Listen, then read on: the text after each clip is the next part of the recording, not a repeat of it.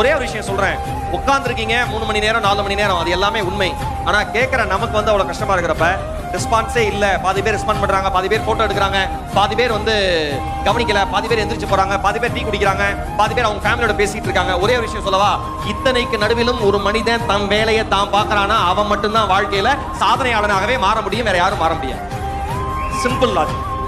ஒரு சின்ன விஷயம், வாழ்க்கையில தொழில் செய்யற எல்லாருக்கும் சொல்றேன், உங்கள் குடும்பம் உங்களை நம்பாமல் போகலாம், உங்கள் நண்பர்கள் உங்களை நம்பாமல் போகலாம், உங்களுடன் தொழில் செய்ய வருகிறேன் என்று வந்த உங்கள் பார்ட்னர் உங்களை நம்பாமல் போகலாம், அல்லது யார் உங்கள் பிசினஸுக்கு பணம் கொடுத்தாங்களோ முதலீடு பண்ணாங்களோ அவர்கள் உங்களை நம்பாமல் போகலாம். ஆனால் ஒருபோதும் உங்கள் நம்பிக்கையை மட்டும் நீங்கள் இழந்து விடாதீர்கள். அது மட்டும்தான் உங்களை காப்பாற்றுகிற மாய சக்தி.